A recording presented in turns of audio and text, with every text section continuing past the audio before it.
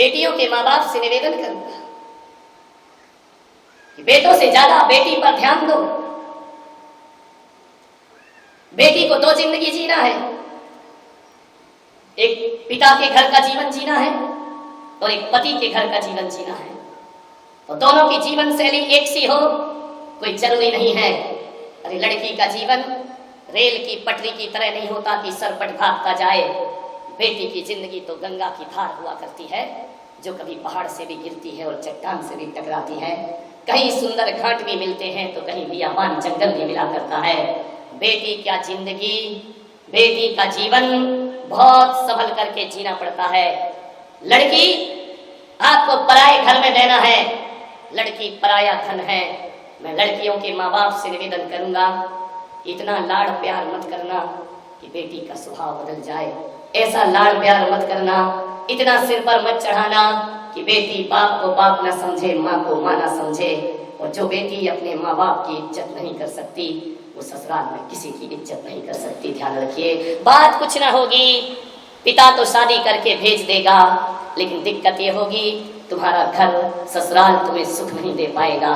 जो बेटियां अपने पीहर की बुराई, अपने ससुराल की बुराई पीहर में किया करती हैं और जो माँ बाप उनकी बुराइयों पर ध्यान रखते हैं वो माँ बाप नहीं होते, वो बेटी का घर अपने हाथों से तोड़ दिया करते हैं, उजाड़ दिया करते हैं। ध्यान रखिए, मुझे एक बेटी याद है, मैं फिरोजाबाद गया, एक धर्मशाला में रुका। एक बुढ़िया यही रही होगी 70 साल की, मेरे पास आकर बैठी, देखती रही मुझे। वो जब कोई लगातार देखे तो फिर लगता ही कि भाई ये क्यों देख रही है मुझे। मैंने पूछा क्या बात है अम्मा, ऐसा क्यों देख रही हो? बोले बस देख रही हूं, आपके दर्शन कर रही हूं, पुण्य कमा रही हूं, स्वर्ग के रास्ते खोल रही हूं। उनका 70 साल में इतनी ज्ञान की बात। मैंने कहा अम्मा कहाँ रहती हो? बोले इसी धर्मशाला में। मैंने कहा कौन कौन है तुम्हारा? बोले कोई नहीं है। मैंने कहा अकेली? औलाद? बोले नहीं है। महाराज मैं जवानी में ही विधवा हो गई थी। तो मैंने कहा यहाँ अकेली रहती हो? बोले हाँ। कैसे चलता है गुजारा? पति की 500 रुपये पेंशन मिलती है, 500 रुपये में। मैंने कहा अम्मा 500 रुपये में तो गैस सिलेंडर नहीं भरता है, तो घर कैसे चलाती होगी अपना? बोली अकेली हूँ। मैंने कहा 500 रुपये में? हाँ। कपड़े लेती होगी 500 में, या राशन खरीदती होगी, या सिलेंडर भरवाती होगी, मालूम है? मैंने कहा कैसे होगा इतने से में गुजारा? उस 70 साल की बूढ़ी माँ ने कहा महाराज करना चाहो तो 500 में भी गुजारा होता है, और जिन्हें नहीं करना वो 5 लाख रुपए महीने में भी अपना गुजारा नहीं कर पाते हैं। जिन्हें जिंदगी जीना आती हो 500 रुपए बहुत है महाराज, बहुत है। एक टाइम भोजन करती हूँ, सप्तम प्रतिमा के व्रत पालती हूँ, सफेद वस्त्र पहनती हूँ, 2 जोड़ी कपड़े का नियम है। कोई समाज की मेरे रिलेशन वाले यदि एक जोड़ी साड़ी दे जाए तो दूसरी साड़ी निकाल के फेंक दिया करती हूँ। तन ढकने के लिए 2 जोड़ी वस्त्र बहुत है। लेकिन मैंने कहा अम्मा तुम पूरे दिन क्या करती होगी? बोले बच्चों को पढ़ाती हूँ। मैंने कहा तुम कहाँ तक पढ़ी हो? बोले स्कूल का मुंह नहीं देखा। अब सोचिए 76 साल की बुजुर्ग जो द्रव्य संग्रह पढ़ा रही, 6 ढाला पढ़ा रही, तत्वार सूत्र पढ़ा रही, जिसे कंठस्थ है। मैंने कहा तूने पढ़ाई नहीं की?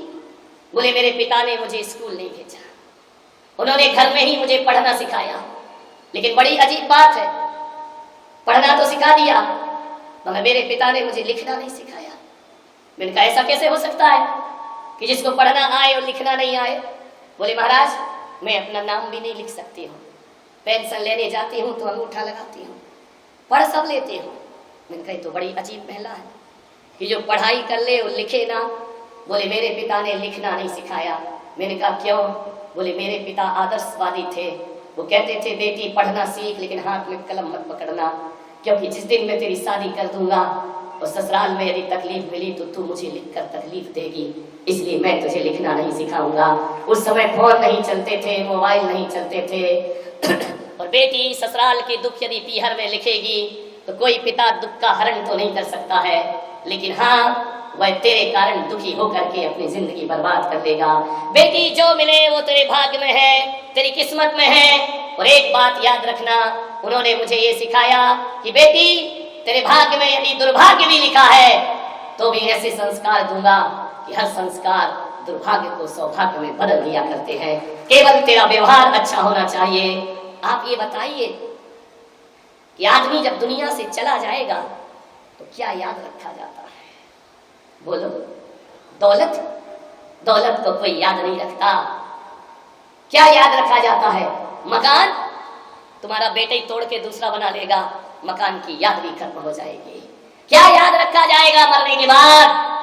न दौलत याद रखी जाती है, न शोहरत याद रखी जाती है।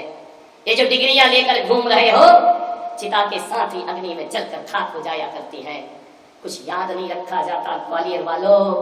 मरने के बाद यदि कुछ याद रखा जाता है तो आदमी का चरित्र और आदमी का व्यवहार याद रखा जाता है, बाकी कुछ भी याद नहीं रखा जाता है। राम की दौलत या रावण की दौलत को कोई याद नहीं करता। राम का व्यवहार याद में मंदिर बनवा दिया करता है और रावण का व्यवहार याद में पुतले जलवा दिया करता है। ध्यान रखिए, आदमी का व्यवहार ही सब कुछ है। व्यवहार अच्छा है तो वही घर स्वर्ग है, और व्यवहार खराब है तो वही घर नर्क में परिवर्तित हो जाया करता है। उस आदमी ने वह रिश्ता तोड़ दिया। आपसे भी निवेदन है, धन दौलत कुछ नहीं होता, आज है कल नहीं रहेगा। ये पुण्य पाप का खेल है। धनवान हमेशा धनवान रहे इसकी कोई गारंटी। एक समय कृष्णचंद्र भाग गए आधी रात, एक समय कंस को पछाड़ दिया रण में, एक समय अर्जुन ने महाभारत जीत ली, और एक समय कौल भील लूट लिए वन में, और एक समय रावण को 10 शीश मिले वर में, और एक समय 10 शीश कटे पड़े रण में। तो आदमी बेचारे की बात यहाँ कौन करे? यहाँ सूरज की 3 गति होत एक दिन में। जहाँ सूरज की 3 गति होत एक, सुबह का सूरज कुछ होता है। डॉक्टर पीसी जैन मुझे देख रहे हैं कि अभी कमरे में जाओगे तो लेट जाओगे, डॉक्टर से नब्ज दिखाओगे और यहाँ बोले जा रहे हो। कोई बात नहीं, तुम अपना काम करो, मैं अपना काम करूँ। ऊपर वाला अपना काम करेगा, नीचे वाला अपना काम करेगा, चलेगा जो चल रहा है। जब मैं बोलने पे आता हूँ तो सब भूल जाता हूँ। ये बात अलग है कि अभी मैं जाके फिर पढ़ जाऊंगा, कोई बात नहीं है। ये भी एक नशा है बोलने का। ऐसी खुमारी है, चढ़ जाए तो फिर उतरती नहीं है। ध्यान रखिए। और तुम ऐसे हो कि जाम पे जाम पिए चले जाते हो। ला पिला दे साकिया पैमाना, पैमाने के बाद होश की बातें करूंगा होश खो जाने के बाद। ये प्रभु नाम की मदिरा है, एक बार चढ़ जाए। शराब तो सुबह चढ़ती है शाम उतर जाती है, लेकिन ये दीवानों की ऐसी महफिल है कि प्रभु नाम की मदिरा यदि पी ली जाए तो एक बार चढ़ जाए तो जिंदगी भर नहीं उतरा करती है। ये सत्संग की महफिल है, ये चले आ रहे हैं। मालूम है महाराज बीमार, 10 मिनट बोलेंगे, नहीं चलो फिर भी चलना है। ये पियक्कड़ लोग हैं सब। क्या रखना, मैं लाया हूं पैमाना भर भर के, छलकाए जा रहा हूं, पिए जा रहे हो। पियो, मदमस्त हो जाओ, होश भी ना रहे। और पीना है तो पियो, जम के पियो, लेकिन ध्यान रखना जिनवाणी की धार पीना, अंगूर की धार मत पी लेना जीवन में।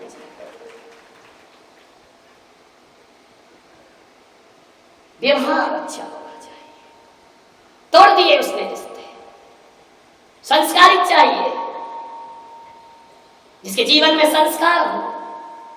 मरने के बाद व्यवहार याद होगा, वरना तुम्हारे नाम पर थूकेंगे लोग, तुम्हारा नाम लेना पसंद नहीं करेंगे। अरे दौलत तो आज है और कल चली जाएगी।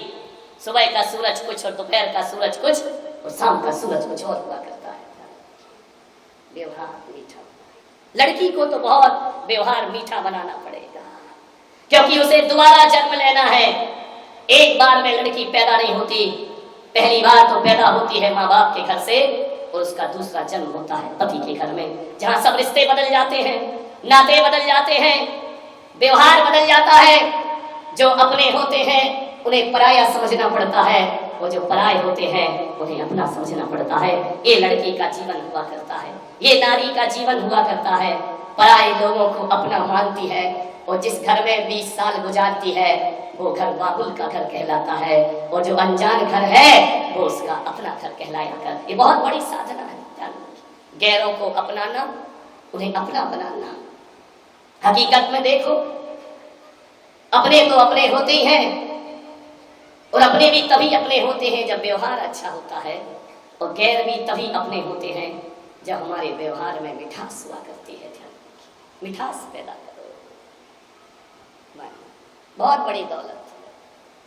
तुम्हें मालूम है ना वो कहानी, एक जिद्दी लड़की इतनी सिर चढ़ गई कि बोलने का तमीज ही नहीं रहा उसे।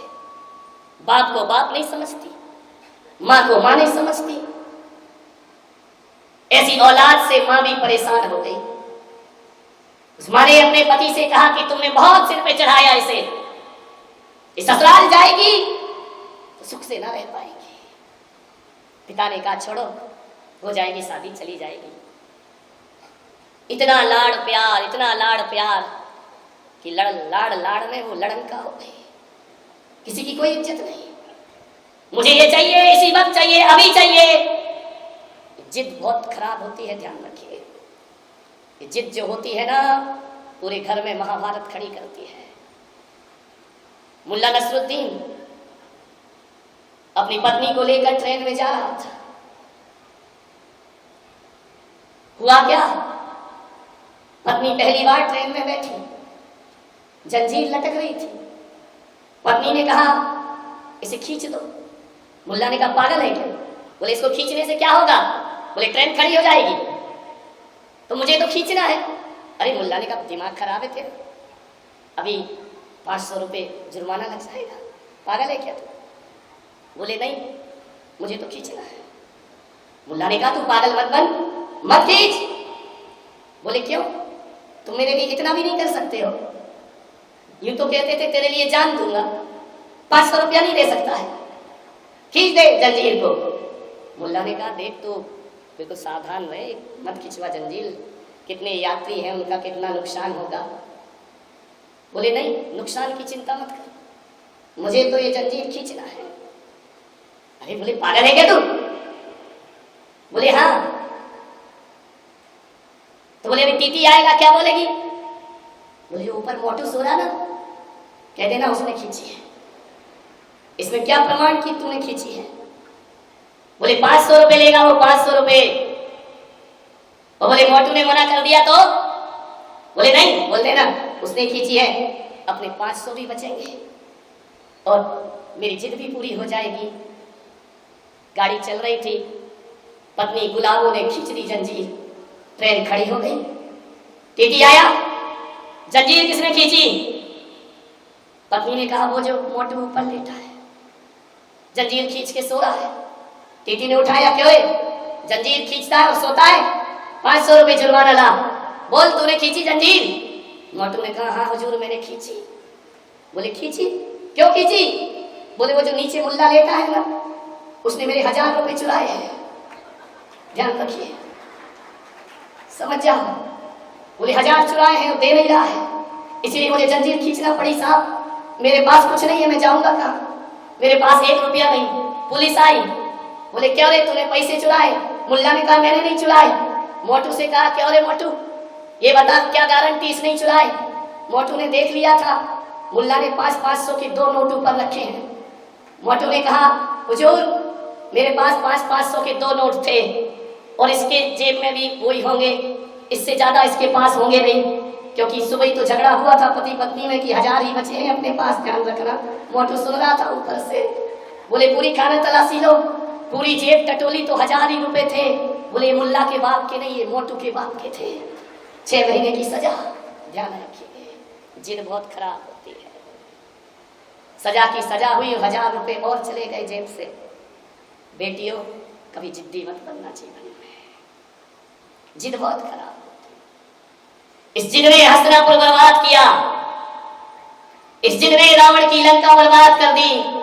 रावण जानता था कि सीता मेरी कभी ना होगी, लेकिन उसकी जिद थी कि सीता को ऐसे भी मैं वापस नहीं लौटा सकता।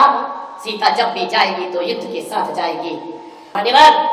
पूरी लंका बर्बाद हो गई एक जिद के कारण। ध्यान रखिए, लड़की कभी जिद्दी ना हो।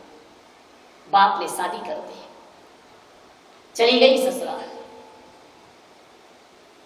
3 दिन बाद फोन आया, कहां पटक दिया मुझे, ये कौन सा नरक है, इससे अच्छा तो कुएं में ढकेल देते, मेरी कहां शादी कर दी। लड़की का बाप हैरान, 3 दिन तो हुए नहीं, मेहंदी का रंग छूटा नहीं। वो ये कह रही है कि ये बर्बाद है ससुराल, पिताजी जल्दी आओ, यदि मुझे जिंदा देखना है, वरना मेरे मरा मुंह देखोगे, मुझे तुरंत लेने के लिए आओ, मैं इस घर में नहीं रह सकती। लड़की का बाप था, समझ तो गया कि महाभारत शुरू, लेकिन क्या करे, धमकी ऐसी दे दी, चला गया लेने। जैसे ही घर में गया, कोई बोलने को तैयार नहीं। सासू ने देखा, वरना पहली बार समधी जी आ रहे थे, इतना स्वागत होना चाहिए था। सास ने मुंह फेर लिया कि कमबख्त अपना पाप हमारे घर में डाल गया, ऐसी लड़की पैदा की तूने। ससुर जी ने देखा कि समधी जी आ रहे, उठाई गाड़ी, बाहर चले गए। दामाद दुकान पे चला गया, किसी ने ये नहीं पूछा कि आओ पानी पी लो, आइए समधी जी बैठिए। ध्यान रखना, एक बेटी के गलत व्यवहार ने अपने माता पिता की इज्जत अपने ही ससुराल में खत्म की है। ध्यान रखना। और यदि तुम्हारा व्यवहार अच्छा होता तो यही ससुराल वाले तुम्हारे माँ बाप की आरतियां उतारने को तैयार हो जाते। एक थोड़ा सा व्यवहार लड़कियों की बहुत बड़ी जिम्मेदारी है। ध्यान रखिए। लड़की के कमरे में गया, लड़की ने कहा चलो इसी वक्त घर यार। लड़की के पिता ने कहा बेटी नई नई शादी हुई है, तो अभी थोड़ा धैर्य रख। क्या बात है? बोले धैर्य है, ये सब पीहर में रखेंगे, यहाँ से चलो, जो मैंने कह दिया वही होगा, इस घर में मैं बिल्कुल नहीं रहूंगी। उसने कहा बेटा ठहर, तेरी सास से अरे उस कलमुही से क्या पूछना, वो क्या बताएगी, वो होती कौन है मुझे बताने वाली। अरे लड़की के पिता ने कहा बेटा थोड़ा धीरे बोल। तुम्हारी बेटी हूं, धीरे क्यों बोलूं, जोर से बोलूंगी। करोड़ों का दहेज दिया है तुमने यहाँ, इन सबको यदि जेल की चक्की नहीं पिसवाई तो मैं भी तुम्हारी बेटी नहीं हूं। पिताजी ध्यान रख। बाप ने कहा मामला कुछ गड़बड़ हो रहा है। सास के पास गया, अपनी बेटी को घर ले जाना चाहता हूं, कुछ दिन को ले जाऊं। सास ने कहा कुछ दिन को नहीं, बड़ी मेहरबानी होगी कि बला दोबारा इस घर में नहीं आना चाहिए, और तुमने जो करोड़ खर्च किए हमसे 10 करोड़ ले लेना, लेकिन इस घर से रफा दफा हो जाइए। लड़की के बाप को लगा कि हो क्या, बोले चलो मामला शांत करना है, लेकर आ गया। जैसे ही बेटी को लेकर आया, रास्ते में बेटी से पूछा कि बेटी बात तो बता क्या है। अरे बोले बात आप मत पूछो, हो गया फैसला, या हम नहीं या वो नहीं। बेटा कारण तो बता। कारण इतना है पिताजी, बहुत बेकार है ससुराल। बोले कैसी है? बोले नरक है, नरक। 4 दिन रहो तब पता पड़ेगा। बेटा तुझे 3 दिन तो हुए, तो 4 दिन में मुझे पता पड़ेगा। बोले तुम सहन करो, मैं नहीं कर सकती हूँ। बोले ससुर जी, ससुर पूरा राक्षस करेगा, बेकार आदमी है, बुढ़ा खड़ूस। और बोले वो सास, बोले वो डायन, उसका नाम मत लेना जुबान पे। तो बोले वो तेरा जेठ। बोले झूठ नंबर 1 का मूर्ख, उस जैसा मूर्ख इंसान नहीं देखा मैंने दुनिया में। बोले तेरा देवर। अरे बोले आवारा, चोरियों के पीछे भागता रहता है, 2 कौड़ी की इज्जत नहीं है उसकी। वो बोले वो ननन इकलौती। अरे बोले चुगलखोटी नंबर 1 की। उधर सास को बिड़ाए, इधर मुझे बिड़ाए, घर को बर्बाद कर रखा उस लड़की ने, इतनी चुगलखोर है, ऐसी लड़की बदतमीज मैंने दुनिया में नहीं देखी। अच्छा बेटा तेरा पति? बोले यमराज पूरा, ऐसा लगता है जब ऑफिस से घर आता है यमराज भैंसे पे बैठकर गदा लेकर आ रहा हो। अरे बोले पति भी बेकार तेरा। बोले बेटा वो पड़ोसी। अरे बोले नंबर 1 के लुच्चे नफंगे लोग, कहाँ का घटिया मोहल्ला तुमने हमको दे दिया, इस घर में कभी ना आऊंगी मैं। बोले ठीक है, ले गया घर। समझ गया कि ससुराल में भाई सास खराब होगी, ससुर भी खराब, पति भी खराब, जेठ भी खराब, ननद भी खराब, पड़ोसी भी खराब। समझ गया कोई खराब नहीं। समझ गए क्या? खराब तो यही मेरी औलाद ही लग रही है मुझे। अरे एक आध के तो गुण गाती भाई, हर कोई बुरा इसकी नजरों में। ले गया पियर, 15 दिन हुए, 20 दिन हुए, 3 महीने हुए, लोग बर्दाश्त करते रहे। लोग तो ऐसे बर्दाश्त करते थे इनके घर में आके बैठ गई हो, कुछ नहीं बोले। फिर मंदिर गई, 2-4 मिल गई इन जैसी, क्यों लेने नहीं आ रहे क्या? अरे उसने कहा यार तुझे क्या मतलब आए या नहीं आए, मैं अपने बाप के यहाँ रहती हूँ। बेटी बाप के यहाँ रहे तो बाप को उतनी पीड़ा नहीं होती जितना पड़ोसियों के पेट में मरोड़ उठता है, वो मजे लेता है। हो गई तलाक, आ गया मजा, छूट गई। इतना मजा आता है पड़ोस को। अब तो 6 महीने हो गए, हर कोई टोकने लगा। सहेलियां मिली, क्यों जीजा जी नहीं आते क्या? अरे बेचारी कहाँ तक उत्तर दे, जहां जाए वहां रिश्तेदार आए, क्यों ससुराल नहीं जा रही हो? मैं कहता हूं ये व्यवहार महिलाएं कभी नहीं छोड़ना, ये बना के रखना, क्योंकि किसी की बेटी का घर बसाना है तो तुम्हारी ये रोक टोक उसे ससुराल जाने को मजबूर करेगी। ध्यान रखना, जरूर टोकना चाहिए। क्यों रहती हो पियर में, नहीं बनती क्या पति से? सुबह से शाम परेशान हो गई वह। एक दिन उदास बैठी, 6 महीने में तो भाभी का व्यवहार बदल ही जाएगा। उसने कहा कहाँ की ननद, कहाँ की बेटी, बैठी बैठी खाएगी पट्टी, मेरी बच्ची को कौन खिलाएगा? चल इसे खिला जब तक मैं खाना बनाती हूँ। भाभी के व्यवहार बदल गए। ध्यान रखना, बेटी की इज्जत डोली पिता के घर से उठती है और अर्थी पति के घर से उठती है। यही नारी का जीवन हुआ करता है। ध्यान रखिए, पिता के घर से अर्थी नहीं उठती, हमेशा पति के घर से अर्थी उठना चाहिए। जिस घर में आप चले गए हैं, मैं ये मानने को तैयार नहीं कि घर खराब होता है। घर खराब नहीं होता, हमारा व्यवहार उस घर को जरूर खराब किया करता है। हम यदि अपने आप को बदल लें तो मैं कहता हूँ यदि हमारा व्यवहार और भावना बदल जाए तो पत्थर का टुकड़ा भी भगवान की करुणा बन जाया करता है। ध्यान रखिए, ध्यान रखना, जिंदगी को बदलने का प्रयास, खुद को बदलो। ये मैं नहीं कह रहा हूं, मेरे भगवान महावीर का सूत्र है, खुद का परिवर्तन जग का परिवर्तन। खुद में बदला है, परिवार में बदला है। जगत को बदलने की चिंता मत कर यार, तेरा मन ही जगत है, पहले उसे सुना। हमारा परिवर्तन होगा तो घर तो बदलेगा ही बदलेगा। परेशान हो गए, भाभी की नजरों में चढ़ गए। कल तक जो भाभी दीदी दीदी कहा करती थी, अब भाभी का व्यवहार नौकरानियों जैसा हो गया। उसने कहा यहाँ तो और में रुकना मुश्किल है। पिता ने सोचा लोहा गर्म है, हथौड़ा मारा जाए। पिता ने बुलाया, समझदार लड़की का बाप था। ध्यान रखना, उन्हीं बेटियों के घर उजड़ते हैं जिस बेटी के माँ बाप ना समझ हुआ करते हैं, समझदार नहीं हुआ करते हैं। थोड़ी सी ना समझी तुम्हारी बेटी के घर को बर्बाद कर सकती है। ध्यान रखिए। लड़की के पिता ने कहा इधर आ बेटी, पर्युषण पर्व हो चुके, यदि तेरी ससुराल तेरी मुट्ठी में आ जाए तो तू ससुराल में जाना चाहेगी? अरे पिताजी, चाहती क्या हूं कि मैं उस घर की चाबी ले लूं, मालकियत ले लूं और मेरे अनुसार घर चले। बेटी, प्रण तो तेरा बहुत कठिन है लेकिन असंभव नहीं है। एक महाराज अपने यहाँ पधारे हैं, मैं उनसे मंत्र लेके आया हूं। 6 महीने साधना करूंगा, तू मंत्र मत जपना, मैं माला यहां फेरूंगा, तू ससुराल में रहना। 6 महीने क्या, यदि ईश्वर ने चाहा तो बहुत जल्दी हुकूमत तेरे हाथ होगी। बेटी ने कहा ऐसा है? बोले हाँ, लेकिन एक शर्त है कि माला तो मैं जपूंगा, साधना तुझे करना पड़ेगी। क्या साधना पिताजी? बस 6 महीने भी तेरे से हाथ जोड़ के निवेदन है, कभी अपने ससुराल वालों को जवाब मत देना, कभी नजरें उठा के बात मत करना। 6 महीने बाद देख पूरे ससुराल तेरी हुकूमत में होगी, उसके बाद तू जो करना है वो करना। उसने कहा ठीक है, 6 महीने तो कर लूंगी, चल छोड़ आता हूं। ससुराल गया छोड़ने, सास ससुर ने देखा आफत फिर आ गई। पिता ने छोड़ा, पानी को नहीं पूछा किसी ने, चला गया। अम्मा जी, आपकी बहू लाया हूं। क्यों लाए हो ये आफत की जान? ले जाओ इसे वापिस, 6 महीने से हमारा घर बहुत सुकून में था, एक मौका दीजिए अम्मा जी। लड़की का बाप था, झुकना तो पड़ता है।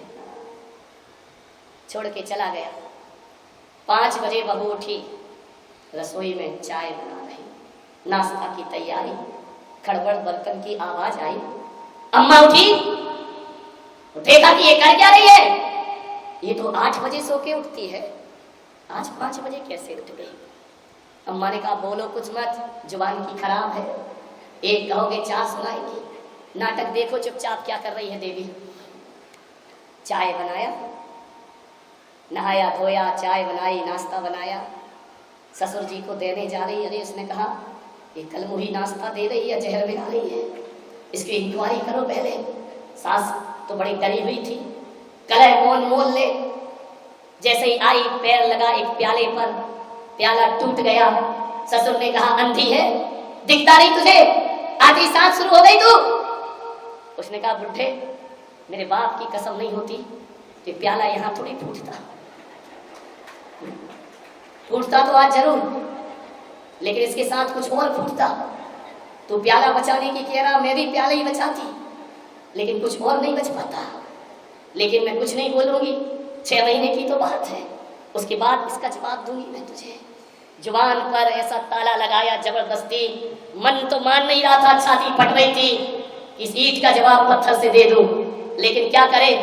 पिता याद आ गया, बोल बैठी ऊपरी मन से, गलती हो गई पिताजी, कल से देख के चलूंगी। बाप ने देख ऊपर से नीचे तक। ससुर ने कहा ये बोई है या बदल के दे दी, जुड़वा तो नहीं थी। ससुर को मालूम था मुझ पर बरसने वाली है, ये बरसाना तो छोड़ो, ये तो सावन की हवाएं आ रही हैं ठंडी ठंडी। उसने कहा पिताजी मुझे माफ कर दो। अरे सास देख रही, मामला क्या है। चलो माता जी नाश्ता कर लो। माता जी नाश्ता कर लो, होश खो गए बहू ससुर सासू के।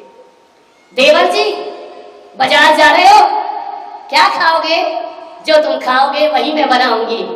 भीतर तो कह रही है ऐसे खाने को बोल रहा है जैसे इसके बाप का माल हो, लेकिन बाहर से उसने कहा भाभी आज तो इडली डोसे खाने का मन है, तेरा बाप पीसेगा दाल। लेकिन 6 महीना फिर याद आ गए उसको, कोई बात नहीं, ये दाल तेरी बीवी से नहीं पिसवा ली मैंने, 6 महीने बाद तेरी शादी हो गई ना, तो ध्यान रखना तू। लेकिन अभी हाँ देवर जी कोई बात नहीं, आज डोसा बनाएंगे। देवर ने कहा ये भाभी है, ये तो नारियल की चटनी बनाने का कह रही, पहले तो मेरी बनाती थी चटनी, ये कैसे बदल गई पूरी। कहते हैं 4 महीने बीते, बदल गया घर का नक्शा। सासू ने कहा बहू इधर आ, मैं 4 महीने से देख रही हूं, तू तो मेरे घर की लक्ष्मी है, एक काम कर, ये जो समझ गए क्या, चाबी का झुमका ये मेरी कमर में अब संभलता नहीं है, अब तो घर की बहू है, आज से तू संभालेगी। ये धोबी का हिसाब भी तुझे ही करना है, ये सब्जी भाजी वाली का हिसाब तुझे ही करना है, नौकरानी को पेमेंट तुझे ही देना है, ध्यान रख दूध वाले का हिसाब भी तू रखेगी, और आज से घर में जो भी खर्च होंगे मेरी बहू अपने हाथों से खर्च कर। अरे उसने कहा पिताजी, लगाया घर में फोन, बोले क्या किला जीत लिया। बोले क्या हुआ बेटा, बोले चाबी मिल गई, अभी तो 2 महीने और बाकी है। पिता ने कहा बस बेटा ऐसे ही चलना, 2 महीने की बात है। कहते हैं 2 महीने क्या 1 महीना और बीता। लड़की का भाई आया, बहन चल बहुत याद आ रही है घर में। उसने कहा मैं कैसे जाऊं, इतना अच्छा तो घर है। बोले नहीं 2 दिन को तो चल। बोले ऐसा करो 6 महीने पूरे नहीं हुए, उससे पूछ लो, बुढ़िया बैठी है। पिताजी ने कहा गलती मत करना। उसने कहा अम्मा जी अपनी बहन को ले जाना चाहता हूँ पीहर में। उसने कहा बेटा तेरी बहन के बिना तो इस घर में अब मन ही नहीं लगता है, चिड़ियों सी चहकती रहती है, आचरण से महकती रहती है। जब से ये आई है इस घर में, इसके व्यवहार की सुगंध ने पूरे घर को सुगंधित कर दिया है। बेटा ज्यादा मत रखना, तू आया है तो लौटाऊंगी नहीं, 2 दिन बाद मेरी बहू को इस घर में वापस भेज देना। उसने कहा अम्मा जी ये तो वो ही है। अरे नहीं, हो जाती है गलतियां, वो नहीं है ये, इतनी अच्छी बहू मेरी। बहू ने कहा अम्मा जी पीहर हो आओ। हाँ दीदी जा, आशीर्वाद, जल्दी लौटना। हाँ अम्मा जी जल्दी, अभी तो 1 महीने और बचा है। जल्दी आओ। ले गया। पिता ने कहा बेटा क्या माहौल है, वो नरक जैसी ससुराल का क्या हाल? अरे बोले नरक, स्वर्ग हो गई पिताजी, स्वर्ग। तो बोले वो राक्षस ससुर तेरा ऐसा, प्लीज इतना मेहनत मत हो पिताजी, वो भी बुजुर्ग है, बड़े हैं, इतना प्यार करते हैं जितना तुम मुझसे नहीं करते। बाप ने कहा मेरी बिल्ली मुझे ही में आओ। बोले पिताजी मन तो काम तो बहुत कर रहा है, इतना रामबाण है, 4 महीने में हो गई कहानी खत्म। ये देखो ये चाबी लेके आई हो। अरे बेटी अब तो परेशान नहीं करता ना वो राक्षस मत बोलना, भगवान है मेरे ससुर। मालूम है तुम्हें, तुम बाजार जाते हो कभी कुछ लाते हो, मेरे ससुर जी रोज मथुरा के पेड़े बनवा के लाते हैं। मैं बहुओं के ससुरों से निवेदन करता हूँ, जब भी घर में जाओ बहू आ गई हो कुछ ना कुछ लेकर जरूर जाना, तभी बहू तुम्हारा इंतजार करेगी। और ऐसे ही डब्बा बजाते गए और डब्बा बजाते आए तो बब्बा जी तुम्हारा गुजारा होने वाला नहीं है। अम्माओं से भी कहूँगा शिखर जी जाओ, हरिद्वार जाओ, जहाँ भी जाते हो लौट करके आओ, किसी के लिए कुछ लाना या ना लाना, बहू के लिए एक साड़ी लेकर के जरूर आना, बहू के लिए कुछ ना कुछ लेकर आना। तब तो बहू कहेगी अम्मा जी जल्दी घर आओ, वो अम्मा को नहीं बुला रही। समझ गए क्या? ऐसी बातें आपको डायरेक्ट समझ में आती है, जरूर लेकर आओ। देवर हो तो कुछ ना कुछ जरूर लेकर आओ, भाभी के लिए कुछ लाओगे भाई जब तो इंतजार होगा। फोकट में तो लोग किसी का इंतजार नहीं किया करते हैं, ध्यान रखिए। ऐसा व्यवहार, घर को सुधारो, ये बहुत बड़ी ग्रस्त गीता है, ध्यान रखिए। घर को सुधारिए, जब भी लौटो बहू को लेकर आओ, कुछ ना कुछ बहू कहेगी, फिर वो कीमत नहीं देखेगी सस्ता महंगा, वो ये कहेगी दूर रहकर भी अम्मा ने मेरा ख्याल रखा, मैं पास रहकर अब अम्मा का ख्याल जरूर रखूंगी। बोले कुछ ना कुछ लाते हैं पिताजी मेरे ससुर। बोले बेटा वो मूर्ख तेरा जेठ, अरे मूर्ख मेरा बड़ा भाई नहीं था, किस्मत है भगवान ने जेठ जैसा बड़ा भाई मुझे प्रदान।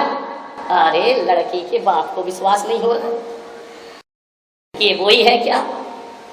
बोले वो ननन चुगलखोटी नंबर 1।